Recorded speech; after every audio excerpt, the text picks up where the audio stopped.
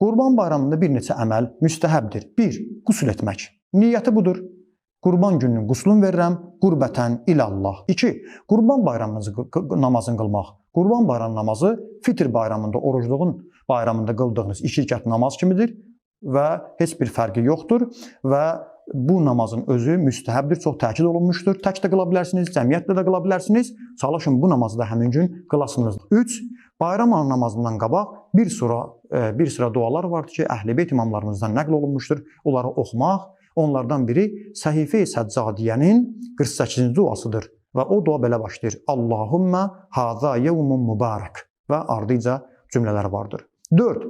Bu gündə və başqa bayram günlərində təkid olunmuşdur ki, nüdbə duası oxunsun. Nüdbə duası da Məfatihül Cinan kitabında vardır.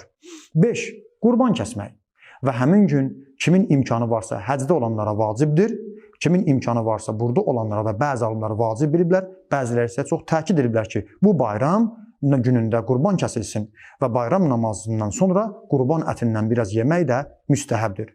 Qurban kəsilən zaman bir dua vardır, kitablarda var, çoxları bilirlər. Vəccəhtu vəcəhi lilləzi fətərəs-səmavati vəl-ərdə hanifən muslimə belə başlayır və həmin duanı da inşallah oxumaq müstəhəbdir qurban kəsərkən. Və mən bu duanı ərəbcəsini deyirəm. Vəccəhtu vəcəhi lilləzi fətərəs-səmavati vəl-ərdə hanifən muslimə və mə ənə minəl müşrikin. İnnə salati və nusuki və məhyaya və məmati lillahi rabbil aləmin. La şərikə ləh. وبذلك أمرت وأنا من المسلمين اللهم منك ولك بسم الله والله أكبر اللهم تقبل مني. Bunu deyəndən sonra heyvanı kəsin.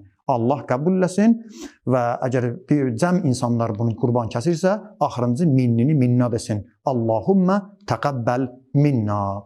Və bu bölünsün. Ətlər əsasən imamlarımızın burada 3 yerə bölünür. Qurban ətindən ev əhlinə verilir, qonşulara verilir, bir də kasıblara paylanılır. Təkbirlər var. O təkbirlər orucluğun bayramında da deyildi. Zöhr namazından sonra bu təkbirlərin deyilməyi müstəhəbdir. Müxtəlif formaları vardır. Zöhr namazından başlayıb 12-ci günə qədər Zilhiccə ayında bu təkbirləri demək müstəhəbdir. Allahu Akbar, Allahu Akbar, La ilahe illallah, Vallahu Akbar, Allahu Akbar, Valillahil hamd, Allahu Akbar. Ala ma hadana, Allahu Akbar, ala ma razaqana min bahimetil en'am, velhamdülillahi ala ma ablana. Allah bunu bizdən qəbul etsin.